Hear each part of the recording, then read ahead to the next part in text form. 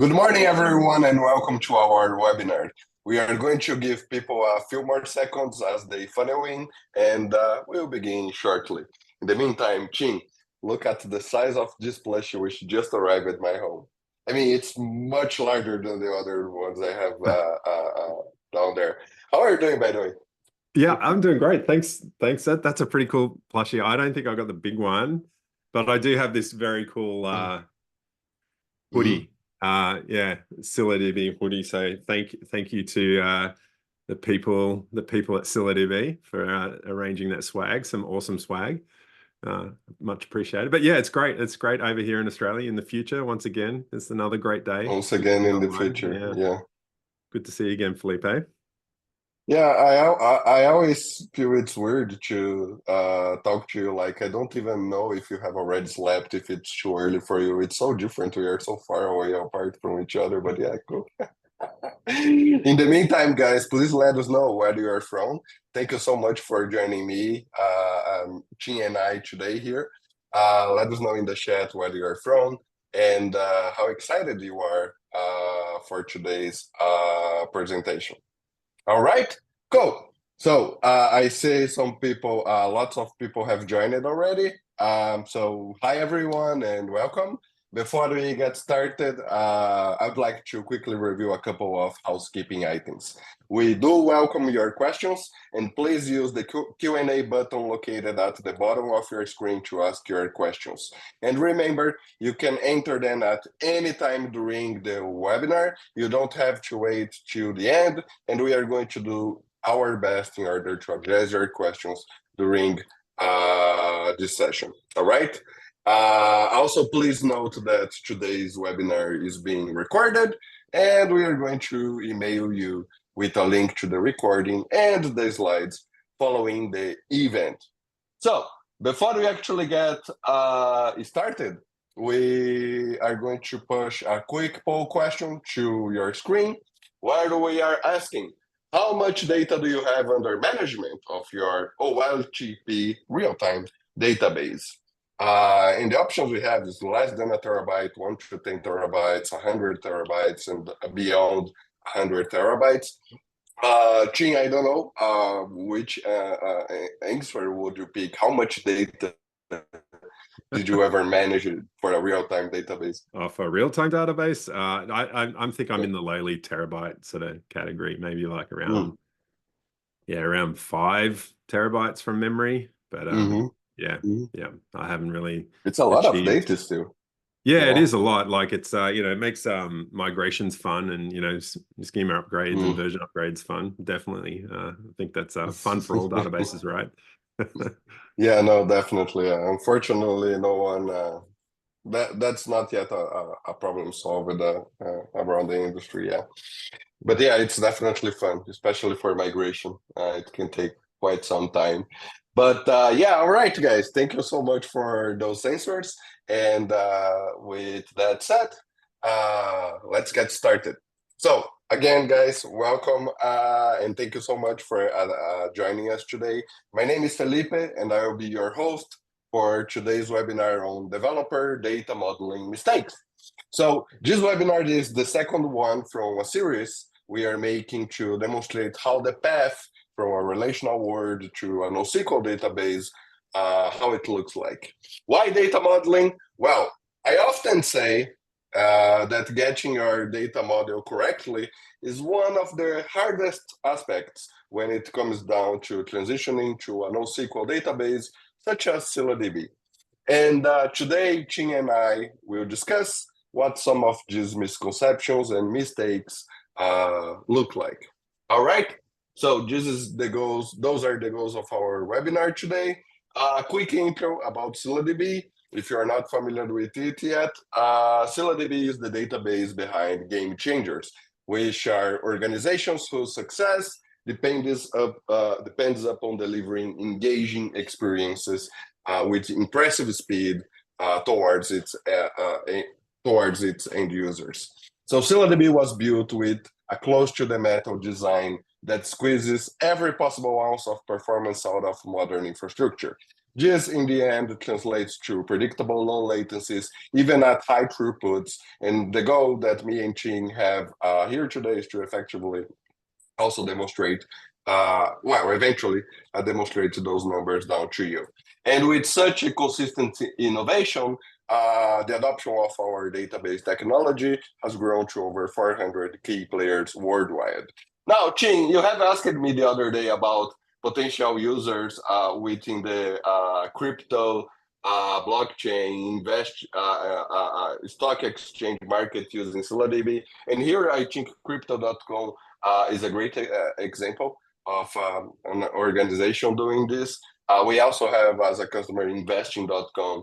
I think the main takeaway from this slide is that there are several industries and several business use cases that can fully leverage ScyllaDB. For example, picking at random, Hulu, a big media streaming player within the US, and likewise Disney Plus Hotstar within India, Epic Games, EA Games, big player within the gaming industry.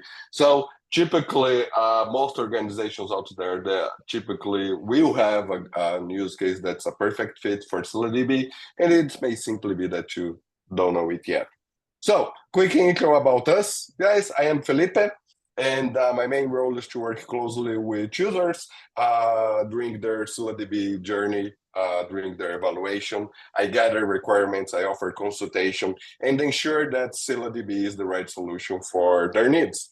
Now, if you'd like to discuss whether ScyllaDB can help, feel free to book a one-on-one appointment personally with me by following through the link that's being posted into the chat. All right? So partnering with me today, we have Ching Koopmans. And Ching is the creator of the sample app we will be working today. So Ching, why don't you go ahead and please introduce yourself? Yeah, I'm back again. Part two. As I said last time, Tim Tam's wonderful biscuit out of Australia. Biscuit is like a cookie, I think, in America. Anyway, you can buy Tim Tam fakes if you're in the United States, I think, at Trader Joe's. So check that out. And yeah, also driving on the left side of the road, which is the right side. So yeah, we had that argument last time. But speak of which, have you figured out whether you are driving in the correct side or the wrong side? Yeah, the correct side is the left side, which is the right side. Oh my God. Yeah, this is never good. It doesn't matter. It's not relevant. Let's move on. No, thanks so much, Ching. And look at the slide I made. Do you like it? Thank you. Yeah. Yeah. I mean, Rusties. So I hope you like the slide. I love it. I went ahead to your GitHub repo and stole the app logo from there. And I also left some spoilers over what we discussed previously. And what I do recall is that I gave you some recommendations on how you could get started with ScyllaDB back then. But since you are this app creator, why don't you give us a quick overview of what we discussed, where we left off, what have you learned, and which improvements have you done ever since we last spoke? Sure thing. I'll just take over the screen and jump to my desktop down here. Hopefully that is all good. Yeah, just let me get organized. Okay, so we're good. So yeah, thanks for the intro. Rusties is a high performance racing car tracking system. I don't know what we would call it. What do we call it? Internet of Things kind of thing. So every car is reporting back metrics from a really wide array of different possible things like top speed, acceleration, handling. I've only got a few of those metrics at the moment, but like we said last time, with the idea is that it would be super wide and super high cardinality, like every event coming from all these racing cars for every race, etc., is flowing into this one massive table. And just to recap, I think like we covered a lot of ground last time. The thing that I'm a lazy developer. I'm sorry, I haven't created the bug fix branch like I promised. But one of the key things, I kind of went for gold here and tried to do the the 3-node cluster because I thought that would be a good way to develop. But as we mentioned, there was a couple of traps here. Like I was expecting the port mapping to just work in terms of like the client side through to the container side. And as you know, I had to sort of think about it in the shower and then get back to you offline as well. But as you mentioned, the client will request on initial connection, will say, hey, who are my peers? And then it's the server's responsibility to say, these are your these are your peers, and let's start communicating that way. And yeah, as you correctly pointed out, I was developing on Linux and it seemed to all work. And then when I got on Mac, it was just silently failing in the Everything background. broke. The Yeah. port mapping was completely broken. So yeah, we'll just do some live refactoring. How about that? In my Docker Compose, I'll just make sure.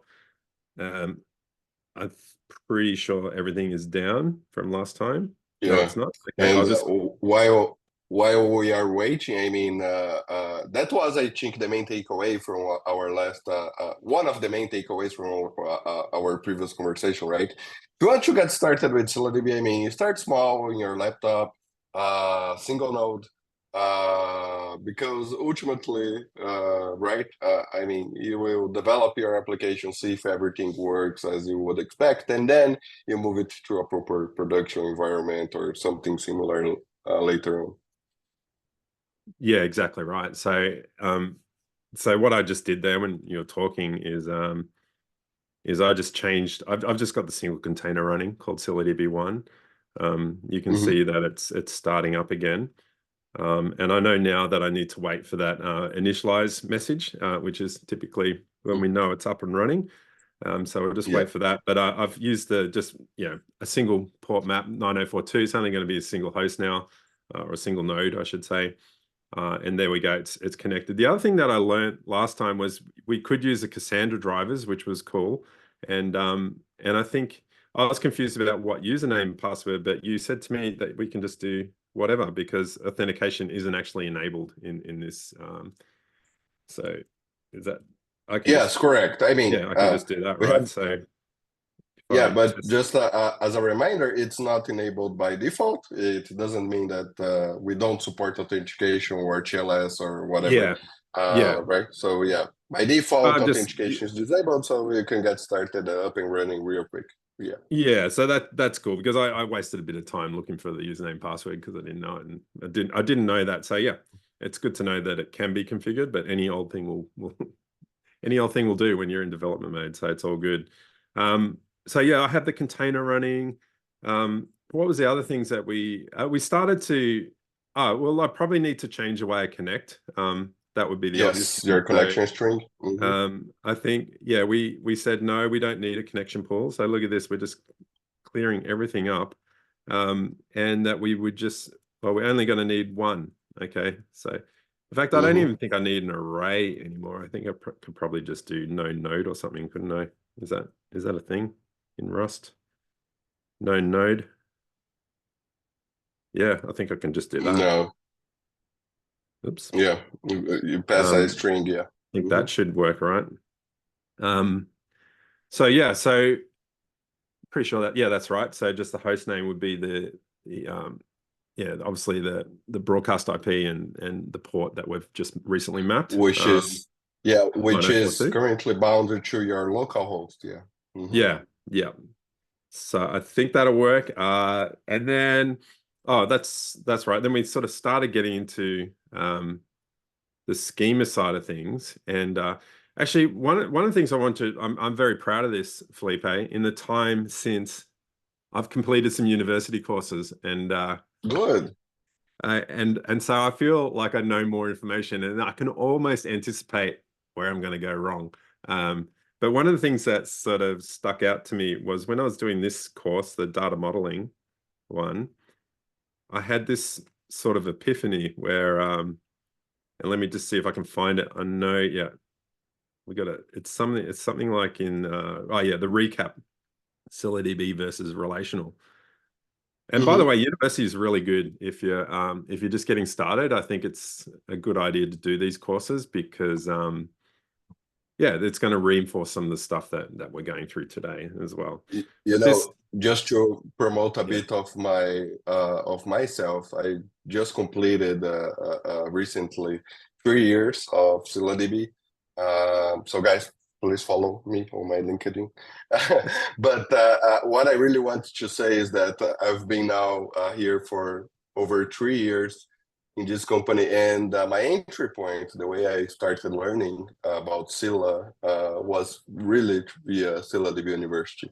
So I definitely agree with you. It's a great research center for learning outing Scylla. Yeah, yeah, and there's also some books as well. I don't that I know Bo Ingram's got one, ScyllaDB in Action, where Mm-hmm. you know the thing about talking about query first design, I didn't quite get that concept until I saw this in this little chart here in university, because this is how I think about, you know, like I create the data, the model around that, and then write the queries, and that's the relational way of thinking, and ScyllaDB, or I guess NoSQL, kind of flips that all about, right? So, you know, where you're thinking about the application queries first, and then you come, you know, the data constructs, and then the model comes last. So it's quite, I find that quite difficult to unlearn, and you know, even I think like if I switch back to my code, I started, you know, this remember this guy? So actually, I Mm-hmm. probably just need replication factor 1, right? Because we've only got a single node. Correct. So I'll Mm-hmm. run that. Actually, how do I run that? I can do that from here. And then, yeah, the thing that I started thinking, oh, I've got completely wrong now, is this is the table that I created in. Well, I'll confess, what I did is I took this query. Oh, sorry, this is my SQL table, like the one that I'm using in Postgres, and I used good old ChatGPT, and I said, Oh my God. can you suggest a uh, CQL definition of this table suitable for ScyllaDB? It's true. Like, people do this, right?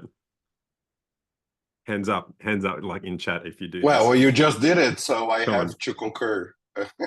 fess up. So this is where I got this from. You know, it looks pretty similar, and I think maybe yeah, there's probably some talking points here, right? Because I think this is going to be a trap for people.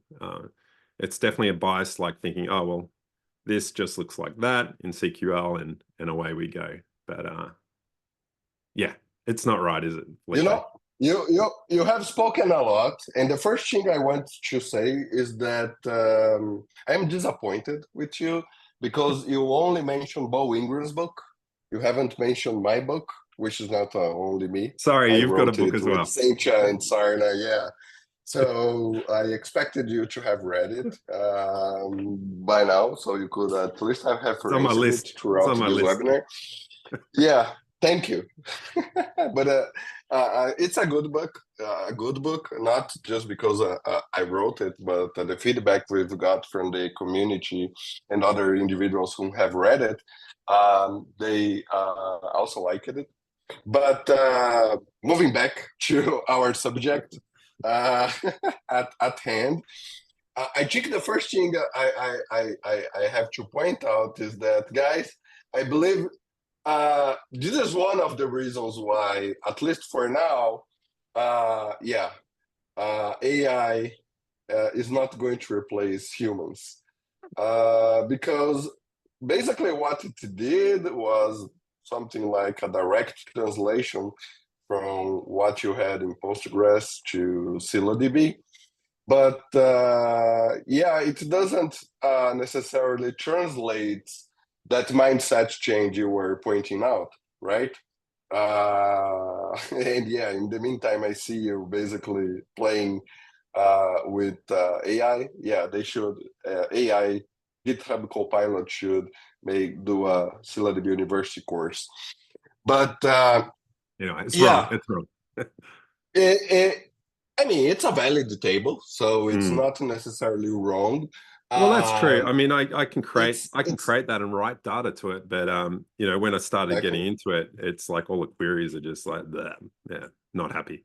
Yeah, failed, right? Yeah. Yeah, So failed. what Yeah. happens, Ching, if you can go back to the Scylla University website, Hmm. what happens is that first, before we actually get to the data modeling part, uh, you first need to think about the queries you need to run against the database, against a real-time database like ScyllaDB.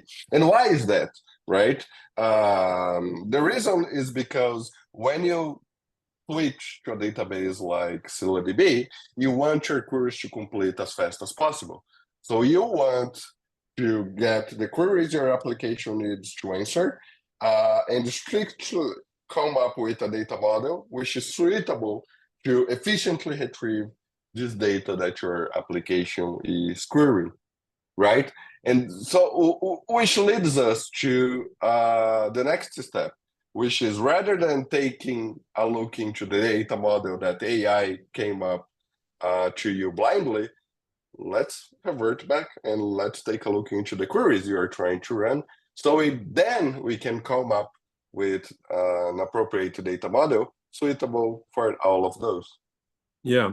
Yeah. So, and this, it didn't even work anyway, but this is what I was doing. The default route would just basically show the last 5 entries in the table. Like, so if you remember, all the events are just going into the table.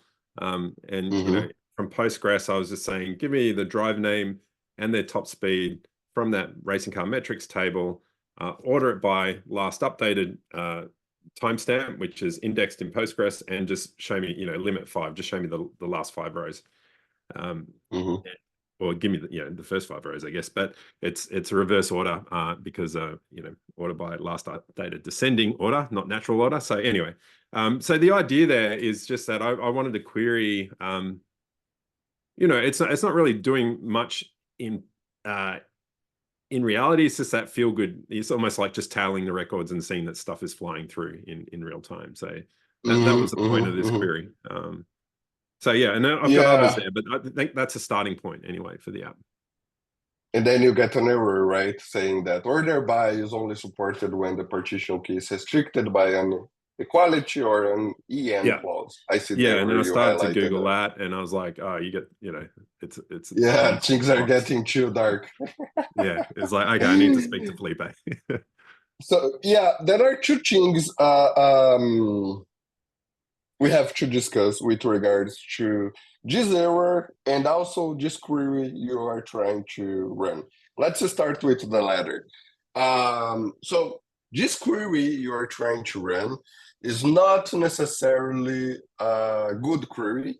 And allow me to say that it's not even a good query to be run for something even on top of Postgres. And then you can say, oh, how come? But it works in Postgres. Yes, of course it works. Yeah. But on ScyllaDB, it's going to throw you this error. And the reason why it's not a good query is because you are not necessarily hinting the database how it can efficiently retrieve the data you are looking after. For example, you are simply selecting all the last 5 queries which have been recently updated, right? In reality, if we think on this query from an application perspective, probably one of the things you would do would be something like select all the previous, all the last 5 recordings I received for a given lap, or for a given specific race, or for a given category, such as Formula 1, NASCAR, Formula 2, whatever. Yeah. Does it make sense? One thing that I feel like so. I kind of missing is a wire clause. Yeah, okay. All right, so let me try and rephrase that, because can I disagree? Politely, of course. But I mean, like, the query planner in Postgres knows what to do with this. It's going to I can use the index, and then it can efficiently. We got it down to microseconds in terms of latency, in terms of request latency. But I think what you're trying to say, and maybe this is the thing I need to unlearn, but I've sort of coming across with relational, or single table or join tables or whatever. Like, I'm coming across with that mindset, and I think what you're saying is when you move to say, wide column or distributed, like doing these entire, grab the entire thing is just not going to work well without some form of filtering, basically, like the where clause. Exactly. And Yeah. what happens if you don't filter? Yeah, if you don't restrict your queries, then what effectively will end up happening is the database to actually run a full table scan. You could work around this error. Like you Yeah. could add, for Yeah. example, remove the order by clause, add allow filtering, then this query would actually run. The question, however, would be, would it be an efficient query? And the answer is not. So it sort of Because needs something like, where Mhm. like race ID equals what? Equals something. Yeah. Yeah. Of course, I don't And have that yeah. field. Yeah. But that would probably be Yeah. And a then good thing to add as an yeah, attribute. where race ID equals one, and then you could remove the order by last updated desk clause and simply stick with the limit 5. Because what we are going to be doing with your data model is effectively to create a clustering key, and this is something that requires another explanation. But Yeah. just this alone already gives us an idea over what you are trying to accomplish. You say just one query already gave me an idea, a different viewpoint on how your data modeling should look like. Yeah, So so I'm starting to get, like I said, this is what we mean. Like query first is almost like cheating. It's like why? we are optimizing for performance from the get-go. Like we want to craft these queries so they've got the best chance of going super fast. And I think that must be where we get all the the high throughput sort of low latency qualities of Of ScyllaDB. course. Yeah. Yeah, one of the things you just mentioned was that, well, Postgres can run this query, and it ran really Yeah. fast, and it really did in our past webinar. But remember, you had to create an index, right? Here That's right. we are Yeah. going to enable this query without any sort of index, and in a way that it can scale like to several millions of operations per second without Got any it. index overhead or anything. Yeah. Got it. So I'm just so maybe I need to go back here.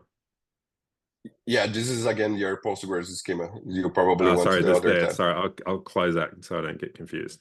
I'm paying attention, see? Look at that, my yeah. Okay, so this one, we need to Yeah, something is look at weird my with your linter. It's going IntelliJ. crazy. So race ID, and let's just call it an integer for now. Yeah, maybe you want also to remove this ID because I don't. Yeah, you want to uniquely identify a driver because eventually a driver can have. You can have more than one driver which have a The different ID is name, just the the same event name, ID. right? It's just the UID of Mhm. it's just the event ID. Like I just wanted to make sure every event is written. There's so each event, it's not like the driver's ID or anything. It's just like it's the event ID, or the the metric ID, let's say. So I should say. So it's just a unique row for every single event coming through or metric Yeah, coming through. in this case, for us to enable this query, in the way I spoke, for example, you want to get to the last event for a given race, which just arrived for a specific race, then your primary key should not be the ID. Your primary key should be actually the partition key should be race ID, and your clustering key should be last updated. Let me Okay, explain what that means because I assume you are confused by now, or I'm not very really. no, I know I've done it in university, but I always forget. So yeah, please explain. Yeah. So one thing you're missing is to add a comma after timestamp. Oh yeah. Otherwise, this is not going to run. So when you create your table definition, you always have to specify what is going to be your primary key. And Yep. since you came from Postgres, the notion of primary key is a bit similar than what is in Postgres, but it's also different. It's similar in the sense that your primary key will be used to uniquely identify a row, right?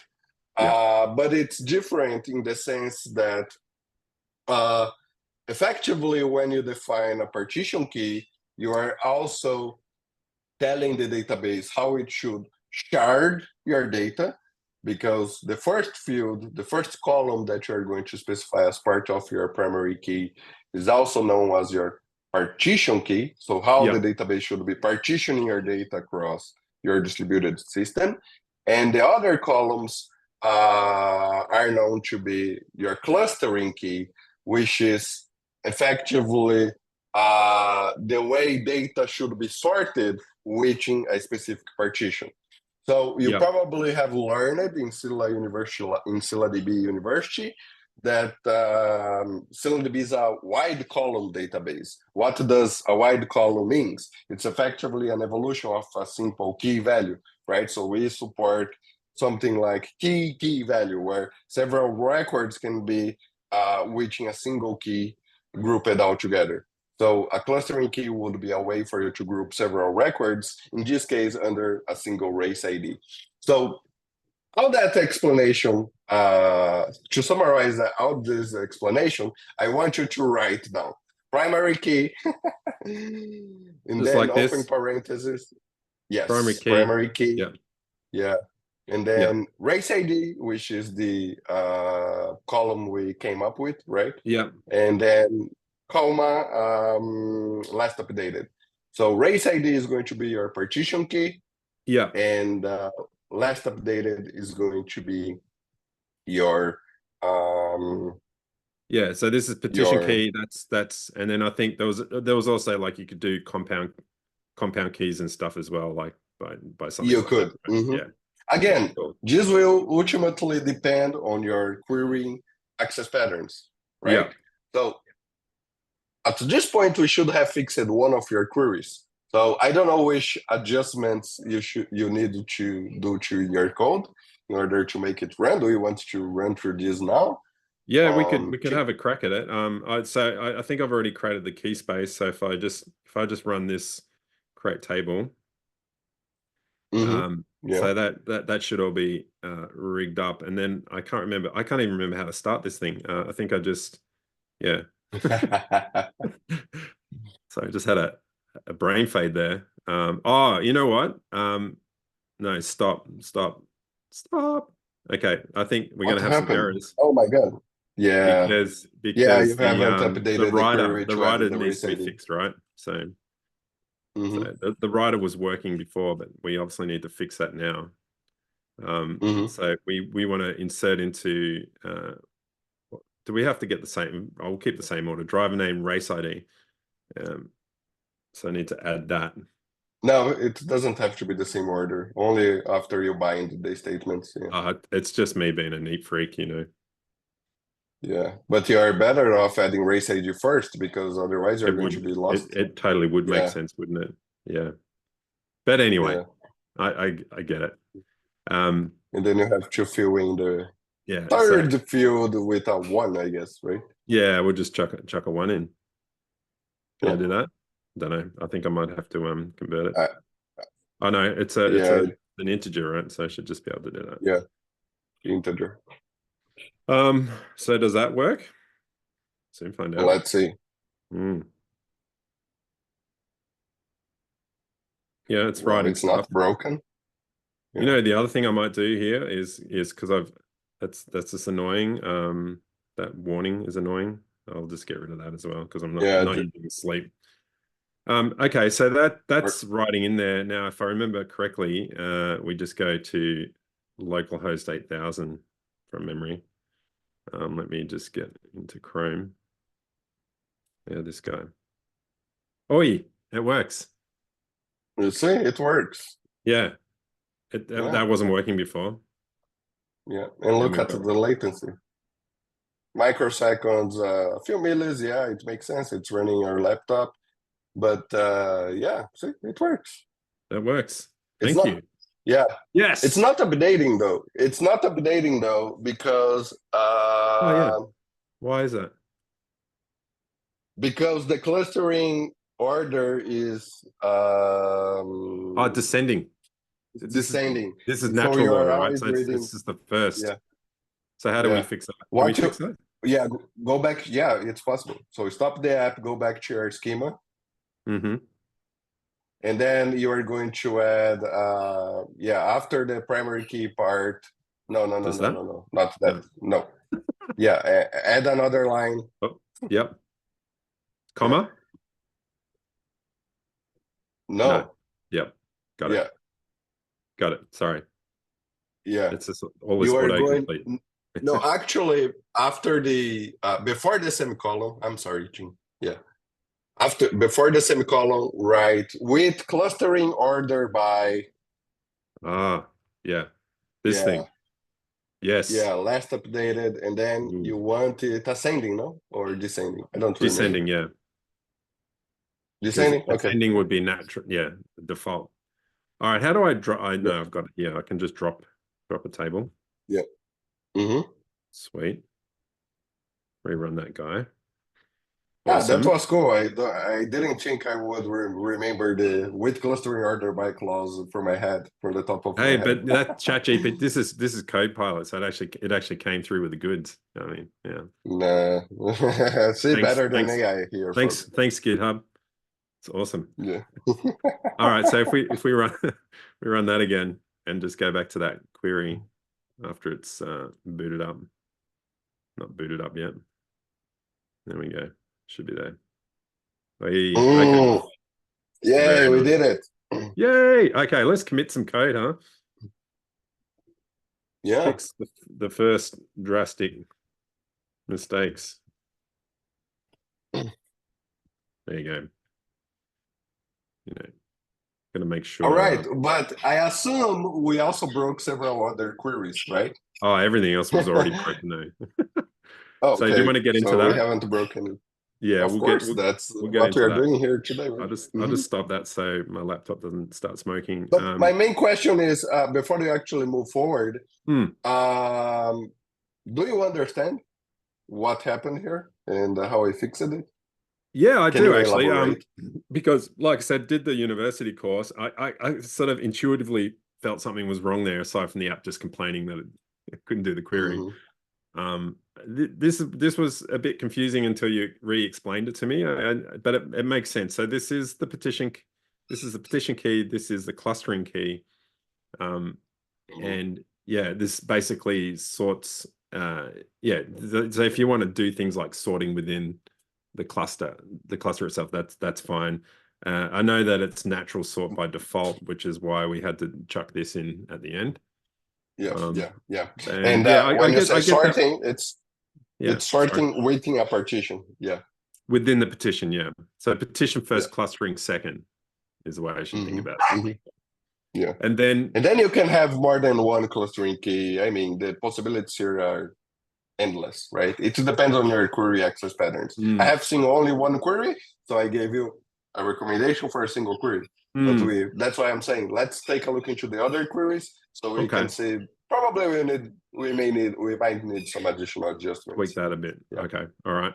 Mm-hmm. So, well, we're getting through the to-dos anyway, which is always nice, isn't it? So look at that. We're just clearing my to-do list, wherever my to-dos are.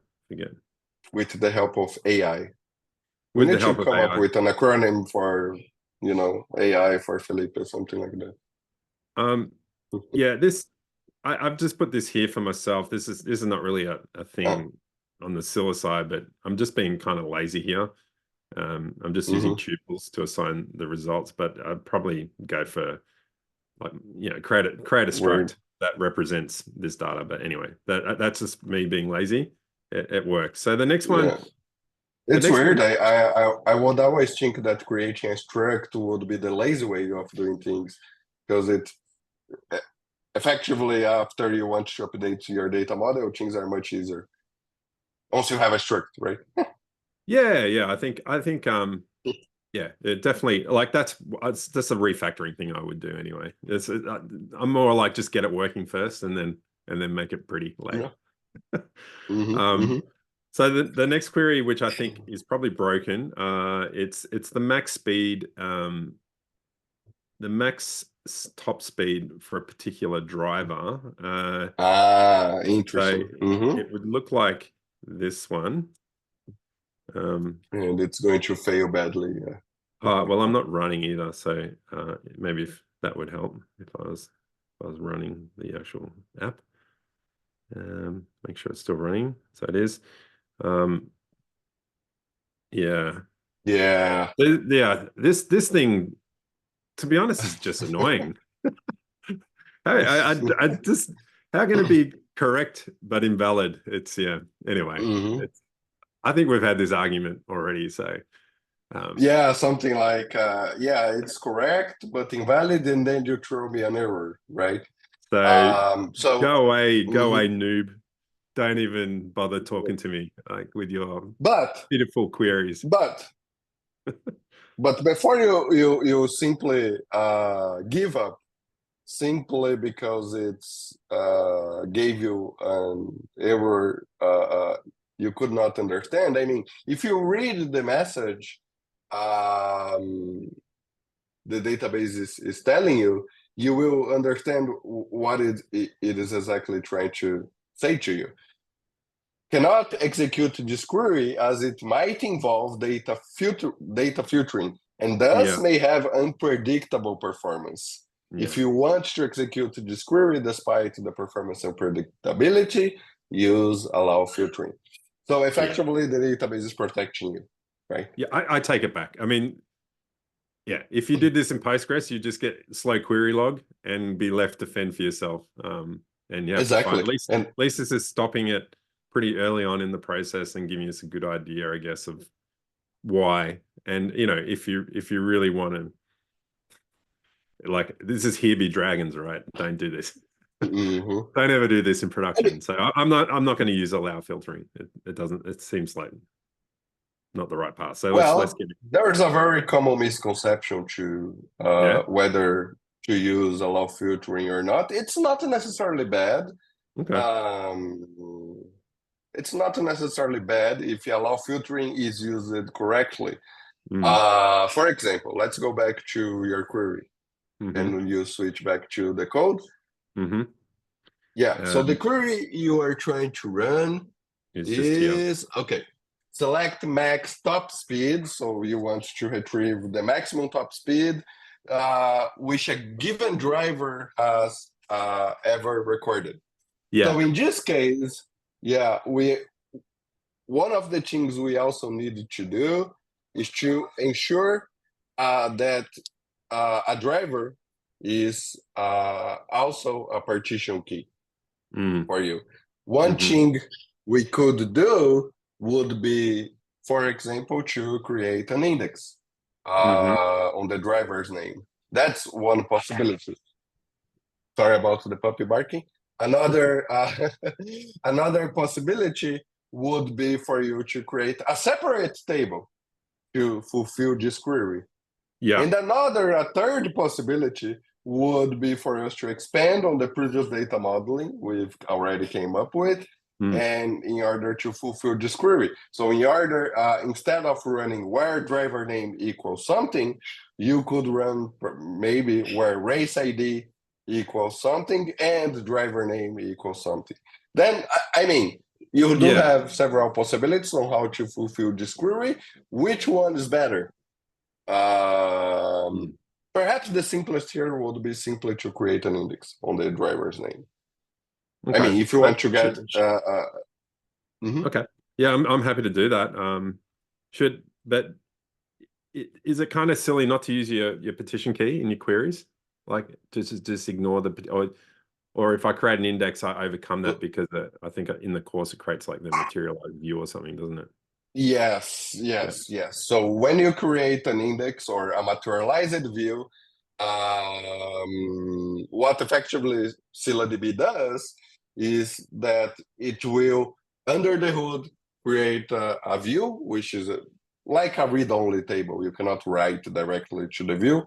And Mm. then whenever you query the index, you would simply, ScyllaDB would simply query the view beforehand. Yeah. Well, Another way, yeah. perhaps a simpler way. Yeah, let me teach you one trick. Let's create a should I materialized just do view. that for now? Would that just make it work? No, because driver name is not a clustering key. You would need to add allow filtering. Right, Then it right. would So, work. okay. If you add Okay. allow filtering, then yes. Yeah, well, yeah, okay. So, all right. No, it was just that popped into my head. Please continue. I was Yeah, looking for let the me teach shortcut. you. Yeah, let me teach you one trick. One thing Yeah. you can do is to create a materialized view. Mhm. Have you ever created a materialized view No, manually? this has been my very first time. Yeah. Let's So see let how me we teach go. you how you do it if my mind serves me well. Nicely. So create materialized view, Yep. and then you give it a name. Oh, it already filled out for you. Look at that. Yes, you autocomplete, a select. Then which fields are you interested? Driver name, comma, Yep. Driver name for sure. driver name, comma, max speed. Oh, yeah. So you got to put all the ones. Yeah. So I think for now it's top speed is the Yeah, top speed. Any yeah. other? So this We is can an always like change it later. yeah. So max is an aggregate, which is another question I have, but yeah. Yeah, just that. And then Do I need time in there as where? well? No. Yes, probably, maybe. I think that might come in handy later. Oops. Yeah, last updated from select those fields from Look at where that. driver name is not new and top speed is not new and last updated is not new. Actually, your autocomplete is missing the race ID. The race ID can never be new because it's part of your base table primary key. So please add, and yeah, race ID, no, it is not new. It has to be. Is not no. It's not Okay, new. sorry. Yeah. So It's not new. Yeah. something like And then that. you specify the primary key. Yeah. Okay. I So like primary it. key. Primary key is going to be the driver name Look at that. clustered by, in this case, we don't want last updated to be the first clustering key. We want, oh no, actually that's okay because you're only querying by the driver name. Yeah, create that. Let's see. Okay. Is that it? Is that it for the query? Do that. For creating a view, yeah. Sorry, Yeah, the view. let's see if that works. Cannot create material. No. Oh yeah, race ID, add race ID at the end of your clustering. Yeah, sorry. On the primary key. You always have, no, at the end. At the At end. the end. So You want it to be a clustering key? No, at the end. The very end. Yes, because you always need to have all your primary key columns as part of the primary key for your view. Yeah, this should work now. And the reason why is it at the end, it's because your query doesn't need to specify the race ID, right? You want the driver name and then clustered by last updated. Yeah. Yeah, true. Let's run I get that. it. Yeah. Yay. Live schema updates. And Wow. then on your code, you simply point, rather than reading from the main table, update the view name. This one. Yeah, you're going to read from the view. So select max. Can I still do this? Does this work? The max aggregate stuff? Yeah. Okay. Run it. So just that? Is that it? Yeah. Okay. I'll run it. Just restart it.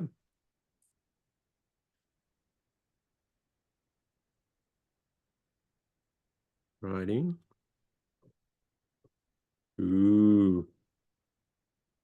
Fancy. Yeah. That's cool. I think I get that. I think I got most of that. I'm going to have to watch this webinar myself later to really. Yeah. I think that the main thing, we put that is a clustering key. And we put that in because we're not specifically filtering by race ID as the partition. Yes. Yeah. You could. Yeah, you could. Again, it depends. The order of the clustering key will depend on your queries. Okay. But let me explain to you what we did there. Yeah, just commit. I'll just commit this code before I forget. Yeah. Yeah. Keep talking, and, please. and go back to the schema SQL once you have a chance. Yeah. Yep.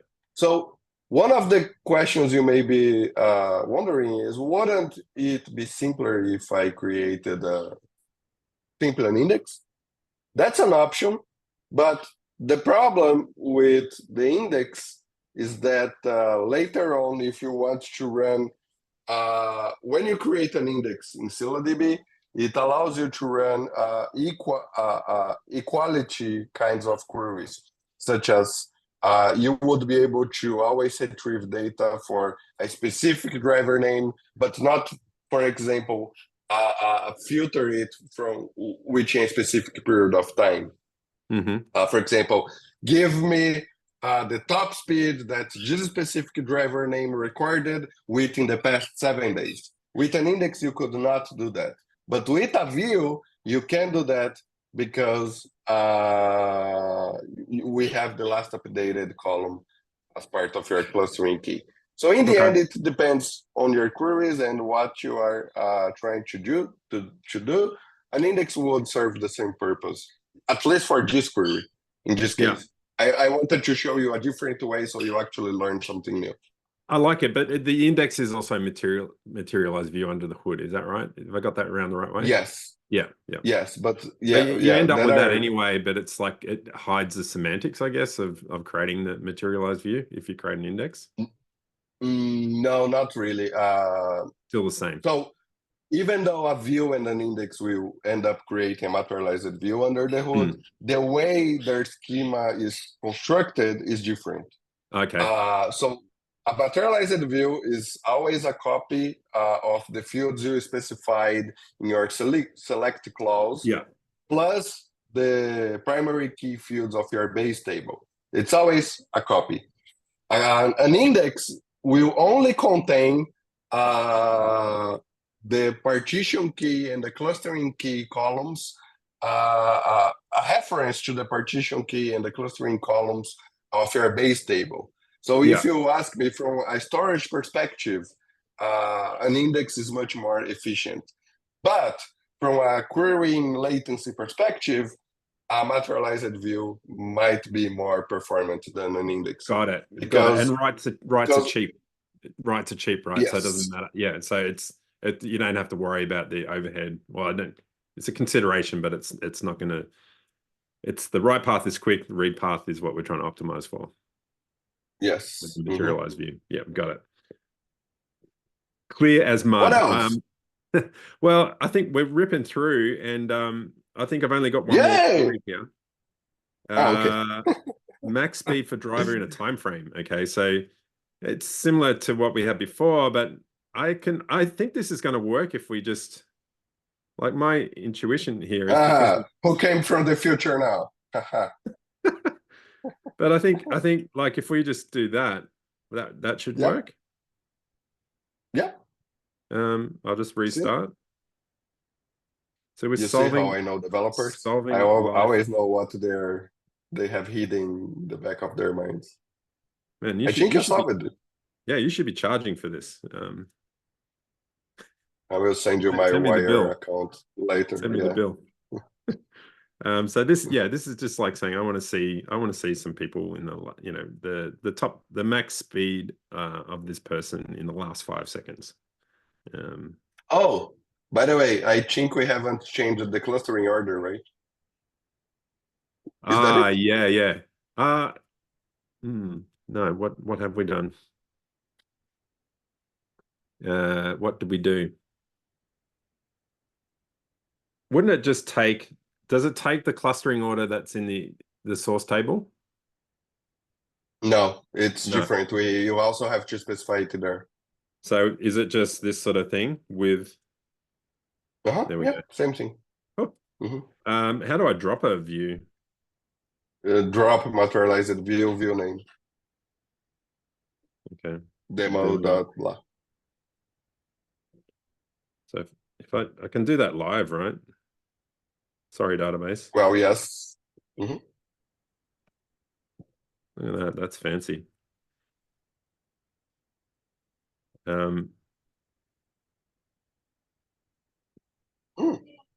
Why is it taking so long? Okay. 10 10 seconds. seconds. My God. Your I mean, I laptop. haven't stopped writing either. I don't know if that's as Yeah. an input. Yeah. But Hmm. so this guy, Yeah. yeah, look at that. Yeah. It's updating now. What's the range, by the way? I realized that it always stopped like in The range, um, sorry.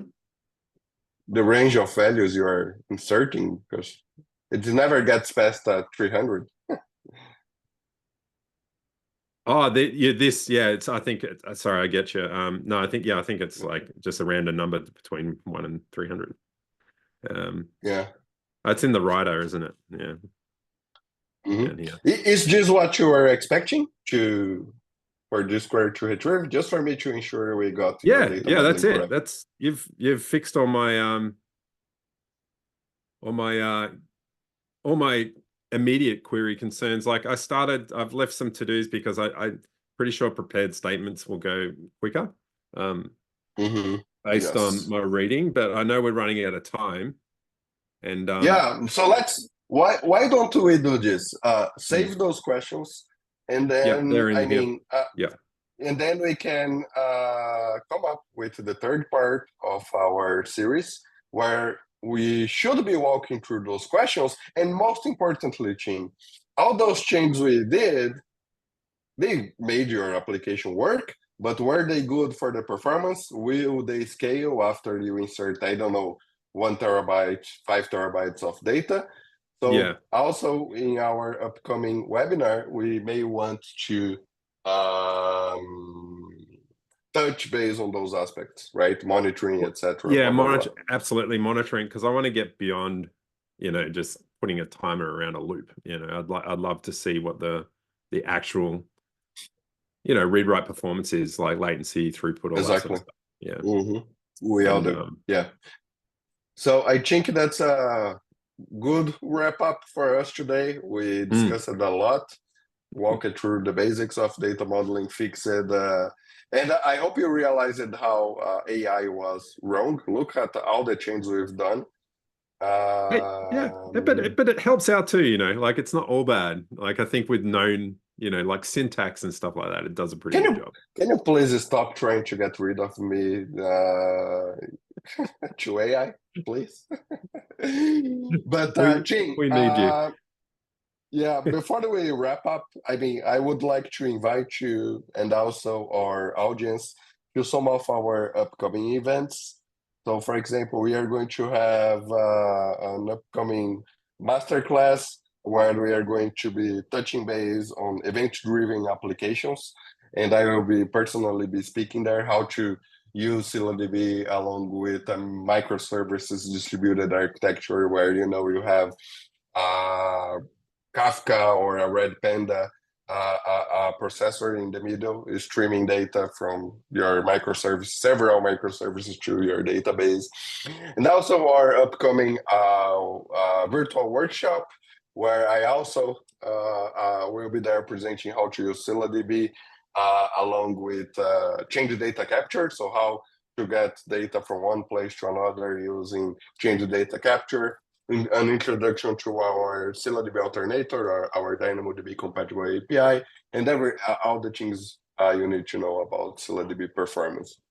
So if you have the chance to and would like to further broaden your knowledge, I'm stealing your screen share now. Please join us and take your seat. All right. So I think that's it, what we had for today. Ching, any last words for the audience? No, I found that really useful. So thanks, Felipe. Once again, I learned a lot just by it's good to sort of rubber duck these things out loud and see all my silly Yeah. mistakes. But hopefully, I won't repeat By the them. way, if you don't know what a rubber duck is, there is a definition in this book which Ching hasn't read. So just Google for rubber duck, and then you get to the definition of it. Guys, thank you so much for attending. Ching, thanks again for a lovely session. If you would like to keep learning about ScyllaDB, feel free to get in touch with us either via our user Slack or LinkedIn There is also the ScyllaDB forum at forum.scylladb.com. And me and Ching would like to invite you to our upcoming series. All right, guys. See ya, and have a great week ahead.